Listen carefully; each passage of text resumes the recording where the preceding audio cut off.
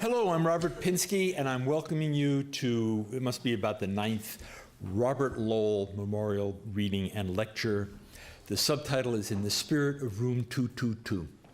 Room 222 is the room in which Ha Jin and Louise Glick and Rosanna Warren and Leslie Epstein and I still teach the graduate writing seminars, and it's the room in which Robert Lowell taught a seminar in which the students included Anne Sexton, Sylvia Plath, and George Starbuck.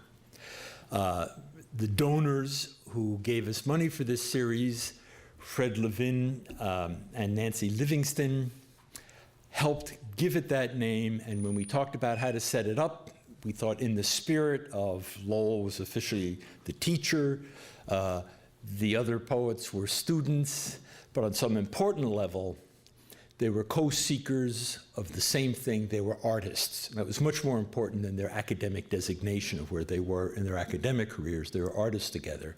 So the way this is set up, we always have a brief reading by a recent graduate. Tonight that will be Brandy Barents.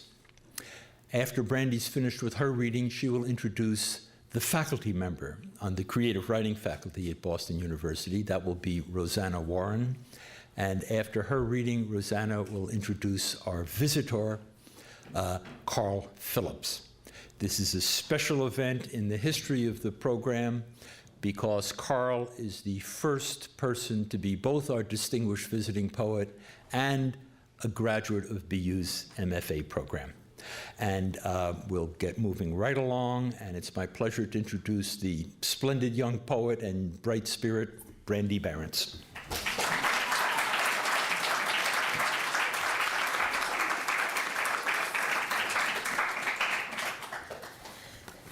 Thank you.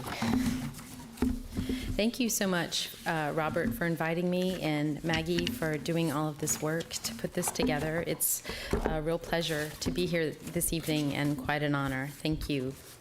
The first poem I'll begin with is called Simple Past, and actually I've been teaching English as a second language for quite a while now. Actually, when I was 22, I moved to Japan and lived there for 3 years. And anyway, grammar and the way we speak has always interested me.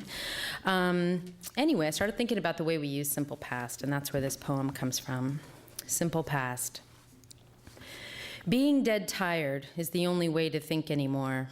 15 minutes before sunrise, the sky looks like rain over the 3 trees and 2 buildings. Why say you want to be unhappy when I've been unhappy? You can't conjugate an inactive verb into past progressive like, I was having a headache. You're supposed to keep it in the simple past as though it's completely over. Christmas. After pie, we'd leave her by herself. I'd drive the 3 of you to Maryland, where he and his new family lived. In some dream between states, you'd count the houses with lights, watch out the windows for snow. I'd turn up the radio and we'd sing in the dark car down the near empty highway. They won't say it, so I'll tell you. Things were good when you first came. You sang in your cribs, stood up in your high chairs, dropped food just to watch us pick it up again. Piece of music. Birds flirting in the late summer field. The sun yields cold mornings. The grass is drying, turning gold, but also black with so many birds. It is difficult to make out a distinct call, but the pigeons as it plucks at itself like a sick woman teasing her wig. The harbor's boats corrode into the bottom of the inlet. The birds rehearse formations for their coming trip. You check the sky for the moon which faded hours ago. The birds call now as in a round. Songs break, pick up, drift off, and answer. Beaks up, throats visibly warbling, so the mind can think of nothing else but their melody, and you are an empty meadow, double-shadowed and dark. Okay, this one's called Autumn in Massachusetts. Hand-painted signs, moose cutting, deer cutting, bear cutting, flashing letters on the Mohawk Trail Highway, foliage traffic ahead. In the passing lane, a blonde scrap of fur, off the shoulders, deer running down in the rain. Blackbirds congregating atop a silo, a final conference. The geese are higher still, their noises like lost children. Among hay-scented ferns and hobble bushes, the gray day is otherwise silent. Vines, red and yellow, graffiti on granite borders. The breath from a cow's nostrils traces Paroline lines in the cold. Entering the city, the smell of wood stoves, the first fires of autumn. On the car radio, a man in Mexico is asked what sound migrating monarchs make as they take off from the trees lit with their flame-colored wings. It's difficult to describe, like a million people blinking their eyes. And then this last one is my last one, and it's called Grammy's Last Words. And actually, the last lines of this are actually something my grandmother did say before she died. They weren't her last words, but we have it on account of her 10 children that this was something she referred to, that she actually said should be done with herself after she passed on. And it's called Grammy's Last Words. When I die, give me a requiem fiesta, dress me lightly and kiss my face, stuff a buffalo with rabbits and roast it, slip the rings from my fingers and buy more of whatever runs out, play Zydeco and sing like you just got your voice back, speckle the grass with crass jokes, stick a ham bone up my ass and let the dogs drag me away. Okay, and it is my, oh, thank you. Yeah. Thank you.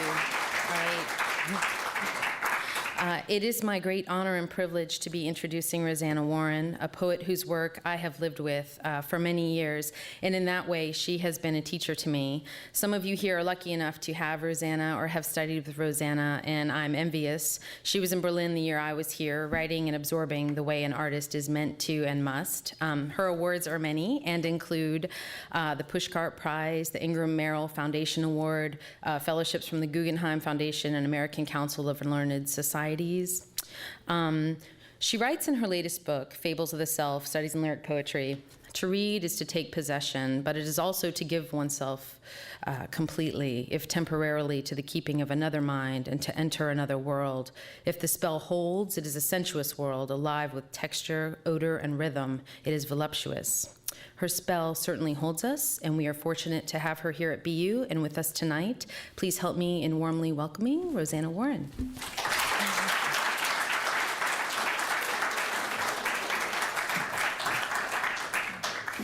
Thank you all, and it's a delight to be here with Brandy and Carl. This is not my voice, but some alien who's gotten inside of me. Porta Portese, which is the flea market in Rome.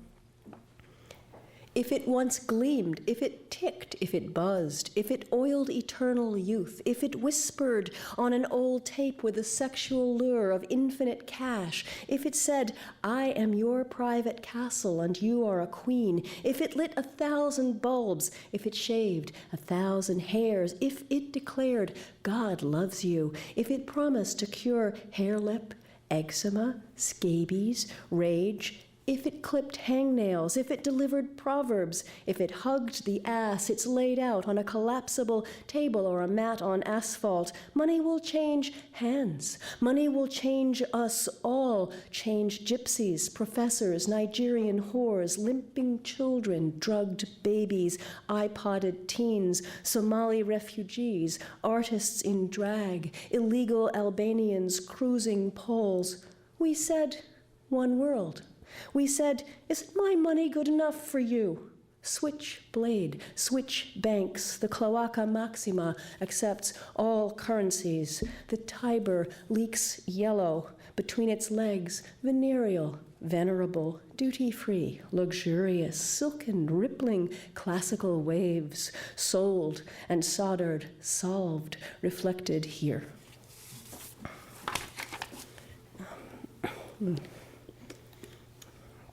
See if my voice holds. Fire. It would take a voodoo skull, one eye darkened, one candle lit, to see into these pictures. Who set that fire? Who piled that cliff of smoke? The newsprint is jaundiced, ripped at the edge. I set that fire. I piled that bombastic, mountaining smoke. I mound it up every night, and I don't haul anyone out. The bodies are stiff, like little T-squares. It's not clear what geometry problem they solve. The ditch is a rampart. The live ones, turbaned, stand on the upper rim. Bombed trucks burn rectangularly. The books on Mutanabi Street make a chunky oatmeal mush. This world, the same for all, was shaped by no god or man, but always was and will be an everlasting fire, said Heraclitus. And the child in the charred room reaches out to touch the wall.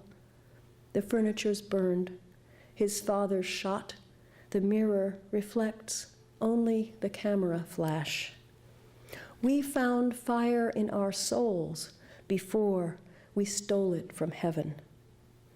Now we are the lords of light, and the dark room is ours.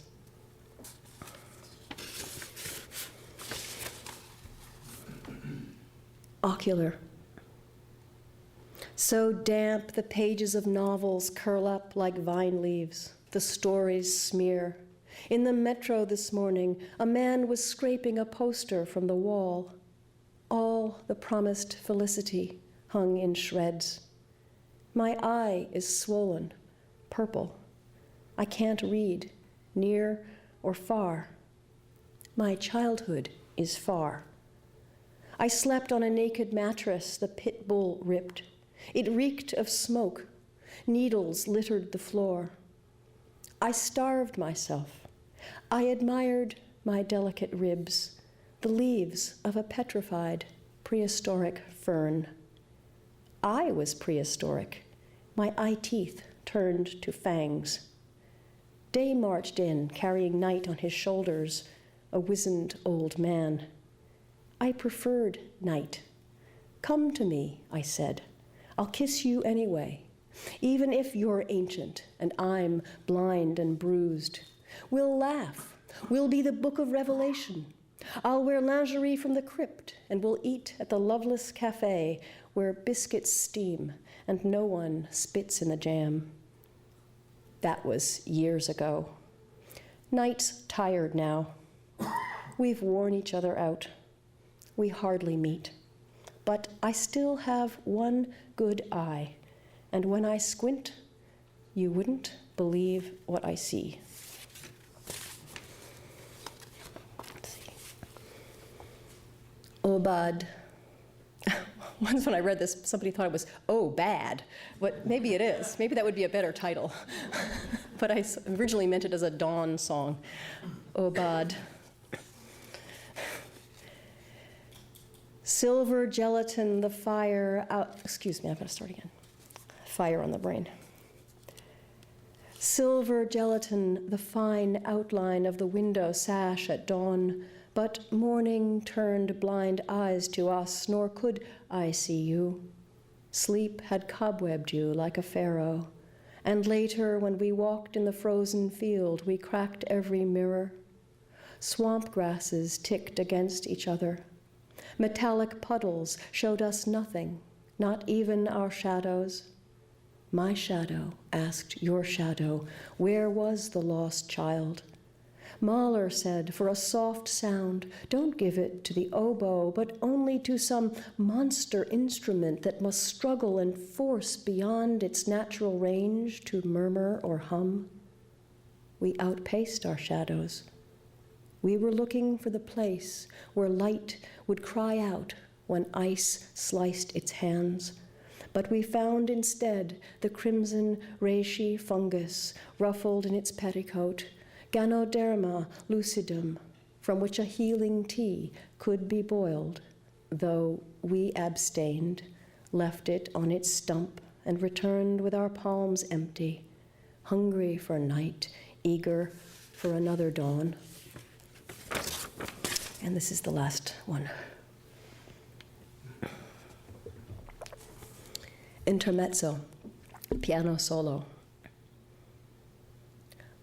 Those teasing notes descending reverse themselves. The whole piece mirrors itself upside and down.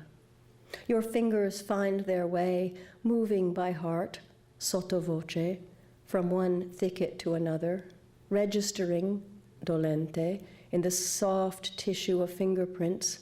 What a poverty of notes, how richly strung. As your kisses, perdendosi, repeat themselves from 1 hour, one day to the next, but never the same. And now that you're gone, diminuendo, the andante strays imperfectly in my mind. The nights are long, meridional, raucous.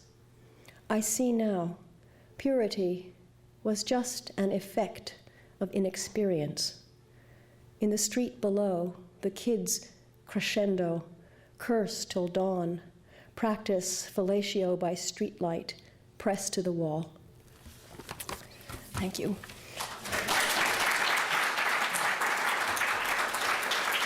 Thank you.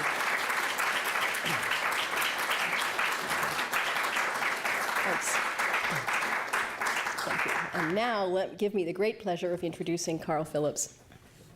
In his first book of poems, In the Blood, in 1992, Carl Phillips stepped forward with a voice of astonishing authority. Already those early poems flaunted the complex syntax, the fraught and original diction, wagerable sounds, the erotic and ethical urgencies that would characterize the surprising 9 books to come so far.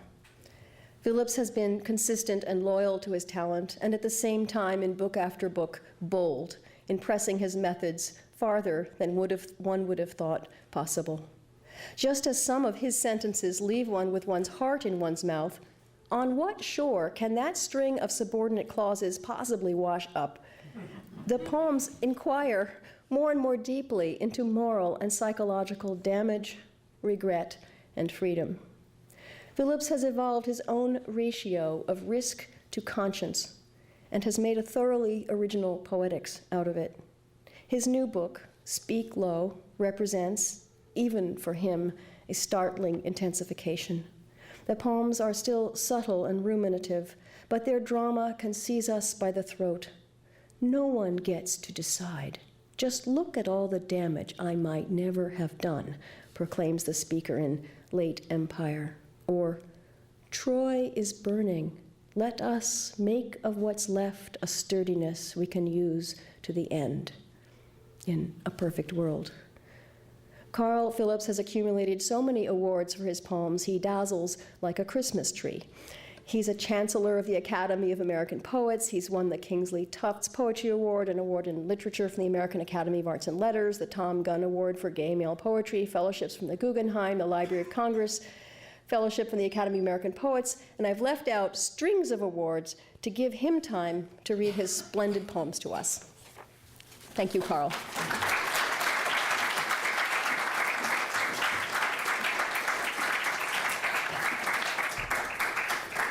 Thank you, Rosanna, for that wonderful introduction, and more so for the splendid reading.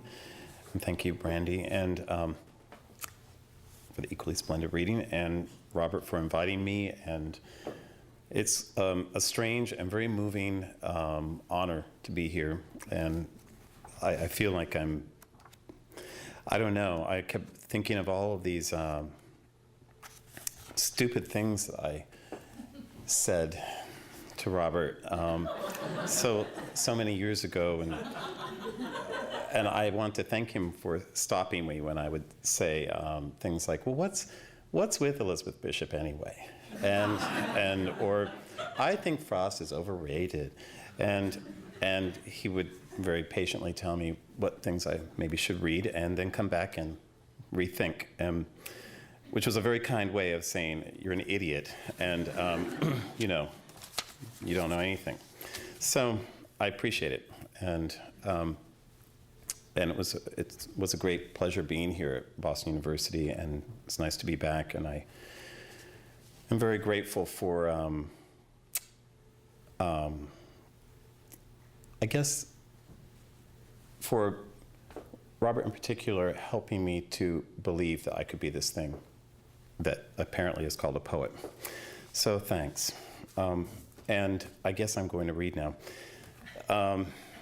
Mostly from this book, Speak Low, and then, and woven in, I hope, in a subtle braid, some newer poems, which is how I'll start. This is called Immaculate Each Leaf and Every Flower. And everywhere the smaller birds again noising, filling steadily all the cracks between spells of rain. As if song could still mean something useful, or a kind of pleasure that, like forgiveness, came easily, and summer storm that forgiveness is, passed quickly through. And the undersong that has been your own voice saying, no, no, I'm not afraid. What we cannot do, what we cannot undo, all the work we must do. As for ruin, yes, but faintly. The gray of doves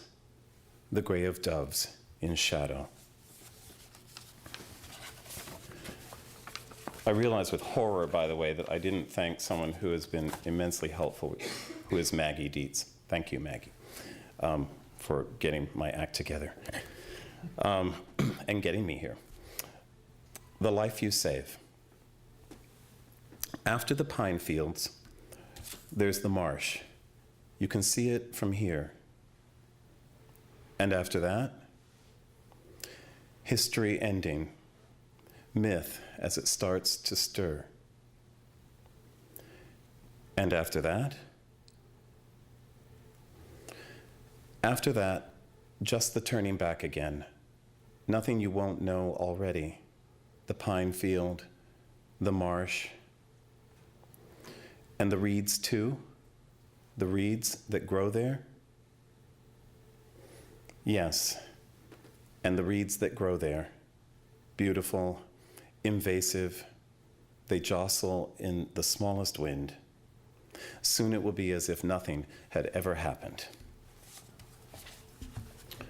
All right, I'm going to read the first 4 poems that are in Speak Low. I think there's not much else to say. This is the title poem. I guess there is something to say. I always seem to have these strange people talking, bodiless people, faceless people, and I thought it would be interesting to try writing a poem with no people in it. So here's one. Speak Low. The wind stirred. The water beneath it stirred accordingly. The wind's pattern was its own, and the water's also. The water, in that sense, was the wind's reflection. The wind was to the water what the water was to the light that fell there, or appeared to fall, spilling as if the light were a liquid, or as if the light and the water it spilled across were now the same. It is true that the light, like the water, assumed the pattern of what acted upon it, but the water assumed also the shape of what contained it, while the light did not. The light seemed fugitive, a restiveness, the less than clear distance between everything we know we should do and all the rest that we do. Stirring as the wind stirred it, the water, was a form of clarity itself, a window we've no sooner looked through than we've abandoned it for what lies past that, a view, and then what comes into view, or might, if we watch patiently enough, steadily, so we believe, wishing for what by now even we can't put a name to, but feel certain we'll recognize, having done so before. It looked, didn't it, just like harmlessness, a small wind, some light on water. Southern Cross. When I woke, I was still on top of him. Darkness to darkness. The taking of leave again until leave-taking becomes itself souvenir, the only one I keep that's worth keeping. See how it begins to look like courtesy in the right light with a little distance? Steadily, without filling it, not ever, a silence falls into that narrow space between what I'd rather not know and everything I know. It falls like chance, what's possible. And the possibilities fall open in turn to every side of me, a first falling crop of snow, doors that the wrong wind sometimes gets sudden hold of, then loses, as now. When it comes to the gods, always crippling those whom they love most, as a way of ensuring in the beloved both fear and need. Where, in fact, does it ever say so? Did I make that up too? All of it? It's a myth in my head. And if I've been living as if it weren't a myth, but something more than that, a truth, instructive, I think the sea must be to the ocean as disappointment is to sorrow. That it's like the difference between granting mercy to none of those who suffer and withholding it from all who do. How they're not the same thing exactly. I don't care how it seems. When I woke, I was still on top of him, still inside him. The sea isn't far from us. It can't be, I remember thinking. Through the dark, I could smell the sea. It isn't ocean at all.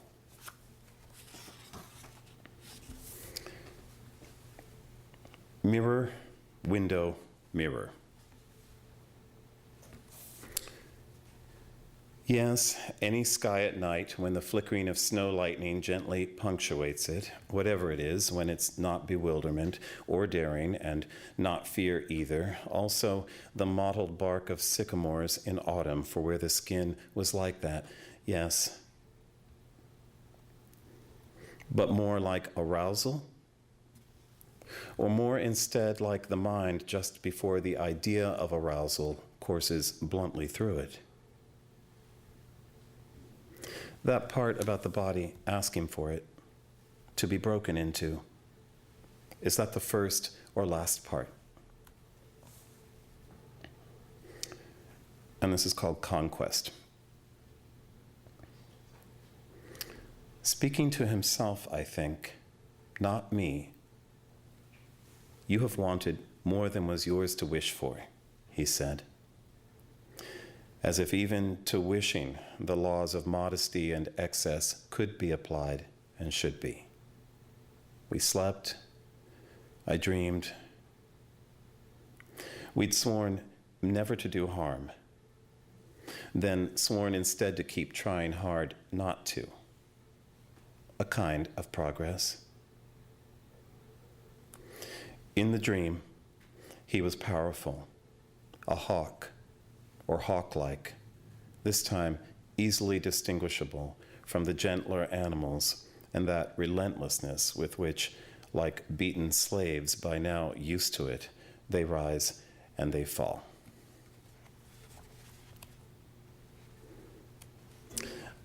I don't trust myself to say many things between poems because I always say something ridiculous. So that's the extent of what I'm going to say, but I don't have any interesting anecdotes or anything. This is called The Damned. With an ease considerably past what even we'd expected, the brush took fire. The birds unhid themselves, flew abruptly elsewhere, like shame when, from the wrong end of a foundering argument, it at last lets go. Is it risk, for example, if what gets lost goes unregretted? Or if there is any risk, then where, except a while in the head?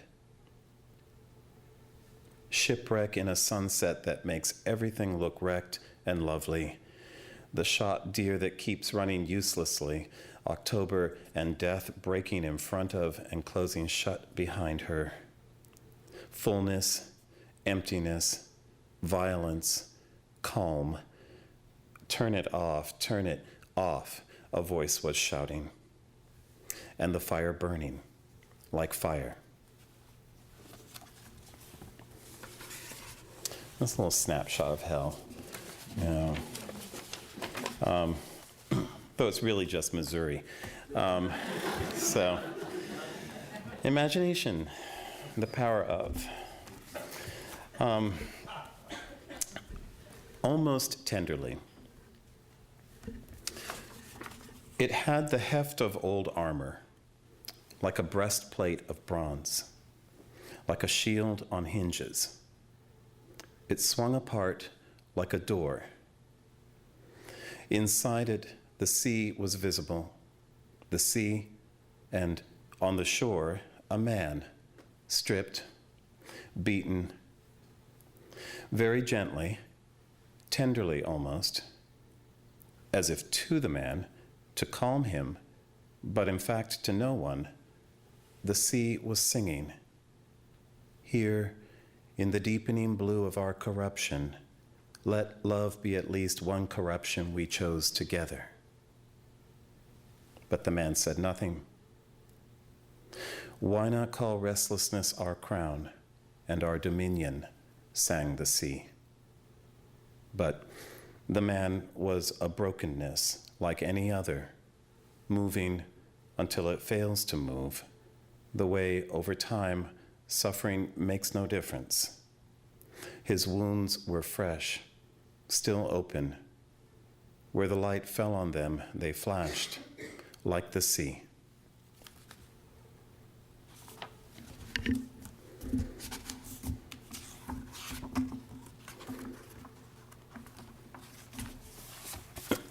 For some reason, okay, I do have an anecdote, but it's an irrelevant one, as so many of them are. But for some reason, I like the idea that this next poem came out of something very innocent, where nothing happened, namely having a little picnic on the shores of the Mississippi, which you can do when you live in Missouri. When all my friends wept as I left for Missouri, and they said, well, what will you do? How will you get to school? Tractor or something? And they were very narrow-minded. And I thought, I'll have picnics on the bank of the Mississippi. And indeed, you can do that there. Okay, the irrelevant anecdote has been told. This is called Storm. Storm. From the waist down, at least, nothing unfamiliar. Cypress trees, the catalpa, its seed pods hanging like shadow icicles, and the light around them, and the bodies that enter the light and leave it, your own among them. But as when the body seems most to want, impossibly, to step free of itself, oblivion of wish, of wishing. About sanctuary, how over time it makes the birds come closer, how that's different from trust, isn't it? What the fuck do you think you're looking at? He says softly. What a thing to say. The mind protecting itself by shutting down an intimacy that most likely won't be returned. Why expect it? As if that were the mind's chief purpose, to resist a fall, though falling's what the body does best, is quick to rise for, moving toward you with all the ceremony of many wings at once outspread, a holiday descending. The dark adjusts itself, settles its wings inside you. The shadows that strut the dark open and fold like hope, a paper fan, violence in its pitch and fall, like waves. Above them, the usual seabirds, their presumable indifference to chance, its blonde convergences. As when telling cruelty apart from chivalry can come to seem irrelevant, or not anymore the main point. He touches himself here and here. Directive. Turns his face away. It can look like ransom. Now it looks like privilege, now recklessness, now triumph, gravel and blood, humiliation, lovely, now strict refrain. He taketh my hand in his.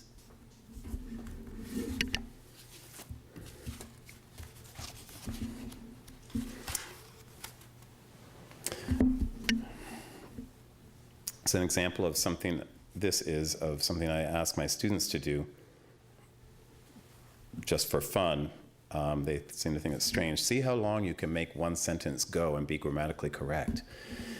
And thus revealing my nerdier tendencies. But this is one of those sentences. The moonflowers. It's as if the dark, which had before just been context, gave to vulnerability a permission almost. Fleshy saucers of spilled cream, so many parchment fists unfisting, and now, in pieces, the delicate mask of an indifference offered radically up against what each time seems as unthinkable, as unexpected, as when, in the long dream of retraction, that sea that is finally not a sea, but what else to call it, begins again its shifting, and though to every push of the will forward there's something noble, which is to say, something lonely also, it's too late.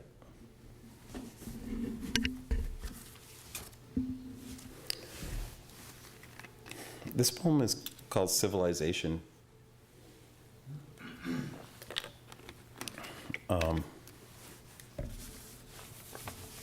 Indeed it is. Civilization. There's an art to everything. How the rain means April and an ongoingness like that of song until at last it ends. A centuries-old set of silver handbells that once an altar boy swung, processing. You're the same wilderness you've always been, slashing through briars the bracken of your invasive self. So he said, in a dream. But the rest of it, all the rest, was waking, more often than not, to the next extravagance. 2 blackamoor statues, each mirroring the other, each hoisting forever upward his burden of hand-painted, carved by hand peacock feathers. Don't you know it? Don't you know I love you? He said. He was shaking. He said, I love you. There's an art to everything. What I've done with this life, what I've meant not to do, or would have meant maybe, had I understood, though I have no regrets. Not the broken but still flowering dogwood, not the honey locust either, not even the ghost walnut with its non-branches whose every shadow is memory, memory. As he said to me once, that's all garbage down the river now, turning, but as the utterly lost, because addicted do, resigned all over again. It only looked, it must only look like leaving. There's an art to everything, even turning away. How eventually even hunger can become a space to live in. How they made out of shamelessness something beautiful, for as long as they could.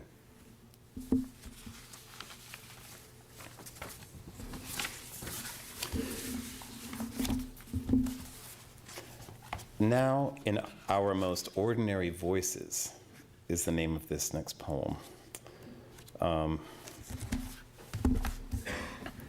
Now, in Our Most Ordinary Voices. There's a kind of shadowland that one body makes entering another, And there's a shadowland the body contains always within itself, without resolution, as mystery a little more often perhaps should be. For a moment, somewhere between the two, I can see myself as I begin to think you must see me, a stranger to helplessness, spouting things like, to know is to live flayed, and ambition means turning the flesh repeatedly back toward the whip, not away. I can still hear myself saying that, believing it. Now it all sounds wrong. Look at the trees. Willows mostly. They move in that way willows move, as if wanting to pace themselves, slow, impossibly, in a building wind, as if the wind were fate, and the tree's response one that could maybe make a difference. Frankly, it's the inevitability part that I most adore still, in the inevitable.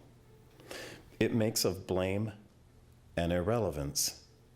We'll take up once more the two positions that, favoring depth over range, we've mastered finally. This time it's your turn to be the bonfire. I'll be the distance through which the bonfire, unspecifiable, could at first be any small point of restlessness, lit, contained in a blackening field.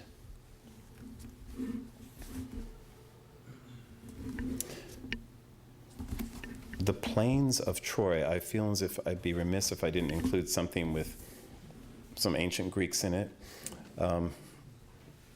So, the plains of Troy. And it opens, for what it's worth, it opens with this scene that's from Sophocles' play Ajax.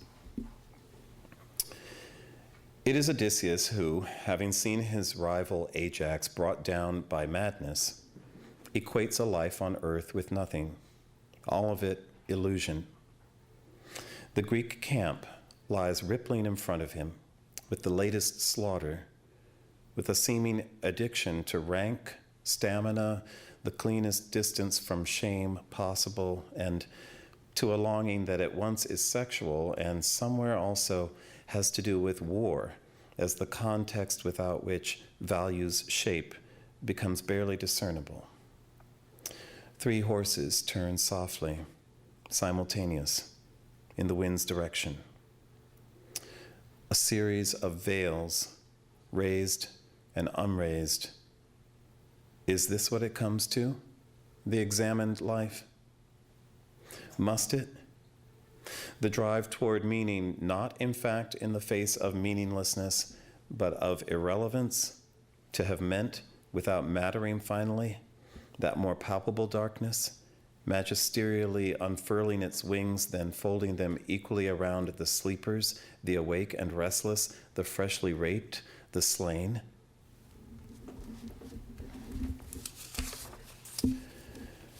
Yes, perhaps that's what it comes down to, but perhaps not. This is called Dark Angel. Now that the festival of Saint Wish for It and It Shall Be Yours is at last over, dying slowly behind me, I've come down to the shore. Black waves, silver on black.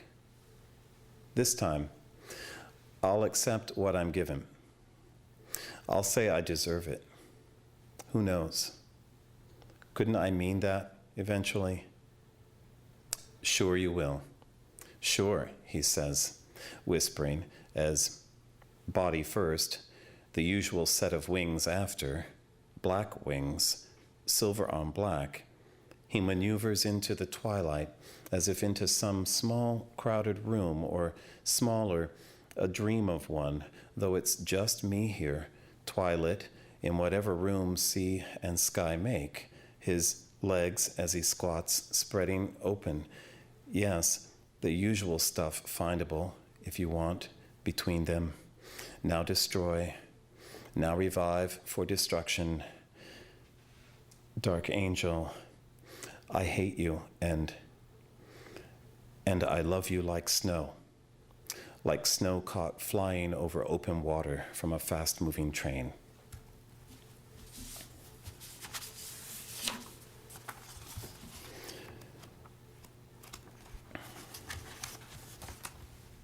The Raft. Color of rust, russet, color of fall. I can lay my head on the wet sand that is nobody's chest now, not a chest at all, or I can lift it. Why not lift it? More fugitive than lost, more spent than stranded. If I've been no stranger to disillusionment, nor am I enslaved to it. The one who wanted me just to hold him gently, the one whose mouth was his only tenderness, the one with whom, who was a light as off of water that kept unsettling like thought itself, like the scrim of thinking when pierced suddenly by what nothing but instinct, pure gut, explains.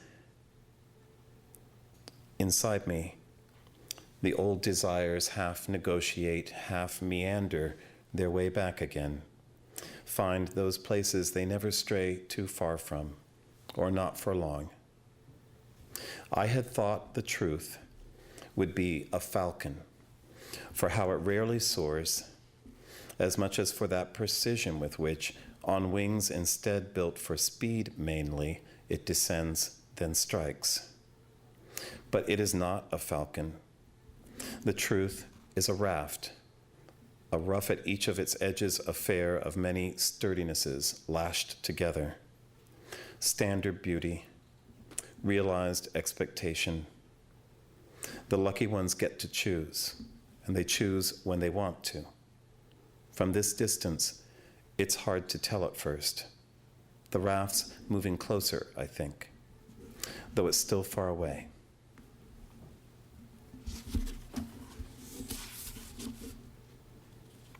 Husk. Now the rain pools in shallows. Now the animals come thirsting closer. Now a wordlessness prevailing the way a wind prevails, what could shift any time. Sometimes the colony collapses. The bees don't come back, though not because of, as once was thought, any moral weakness, the idea of which continues strangely to matter, even as more and more it resists mattering. Fallibility, plash, and here, where the longer branches jut out over the water, the leaves' inscriptions. One man looks at another, whose head tilts slightly downward, up, then down again, as if looking away. So what that we're falling?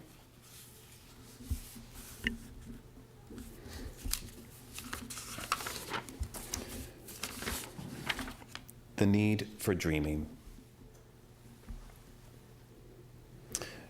As a scar commemorates what happened, so is memory itself but a scar. As in, given hunger, which is endless only until it isn't, he destroyed what he could. And then? So the lover enters the beloved, enters and withdraws. So a yellow-crested night heron wades into view, then out. Useless?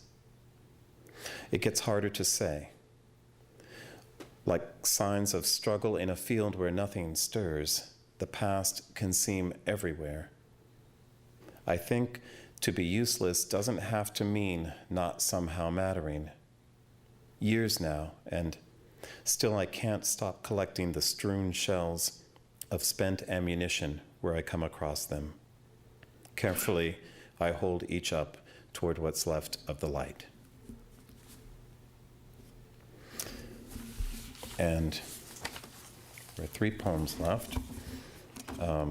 One's the last one in this book, Speak Low. It's called until there's nothing, just the sea, a sea of leaves. We'd been up to the meadow. The wildflowers that had seemed everywhere thinned gradually as we ascended. Think of an unbuttoned shirt falling soft in stages from a man's back, shoulders first, now the strength of a good arm showing more, and the chest, of course, the meadow cresting until we came to where the horses had been buried, crosses of thick vine, weathered and rope-like, over 2 of them. Above the third, the presumed favorite, a cross of horseshoes welded together, painted white. Not out of boredom, but because I've always found it difficult to resist looking down from a great height. I looked away, down on the world that we'd left behind us. How unimportant it seemed, and at the same time, how very detailed. The skim and dart of blackbirds, in their swiftness seeming to foil their own shadows. They seemed to want to. And below that, the blighted orchard, whose trees could, in almost any light, make salvation look like nothing so much as a script that, in the end, though perhaps reluctantly, they've been written out of. So much for the world. It was then he turned to me as if turning were an art, one he'd lost the mastery of, or as if some part of him, the part more wounded, were caught inextricably in the kind of dream in which one has been asked to say the difference between mercy, compassion, and pity, and, to one's surprise, one does know the difference. The answer comes as a star, clear, attainable, blindly, a bit unsteadily, stutter of gratitude, sway of despair, the hand rises, as if at last to reach for it.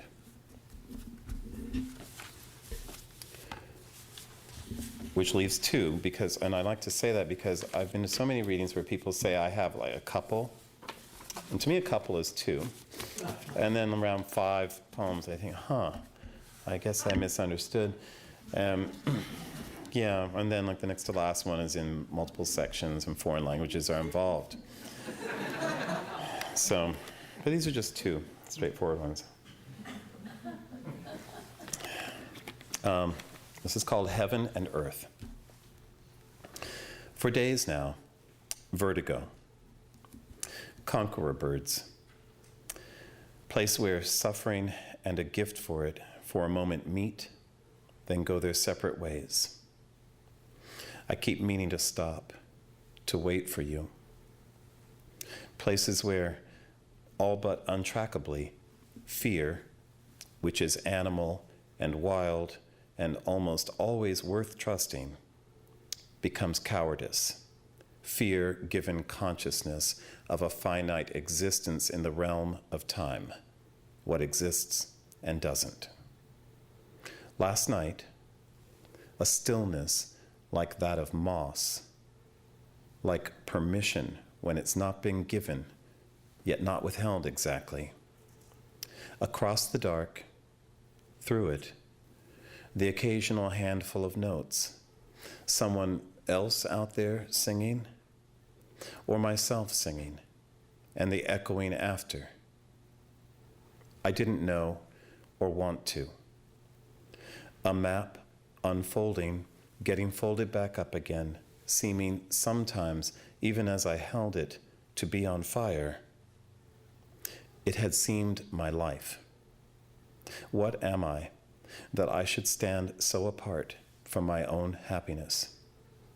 The stars did what they do mostly, looked unbudging, transfixed, like cattle asleep in a black pasture, all the restlessness torn out of them, away, done with. I turn beneath them. And I'll end, besides with thanking you for staying in the room, with my shortest poem ever. It's 4 lines long. Cathedral. And suddenly, strangely, there was also no fear either. As a horse in harness to what inevitably must break it.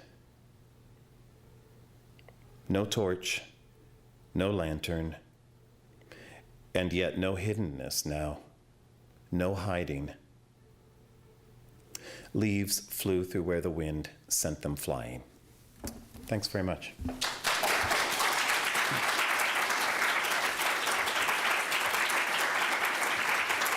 Thanks.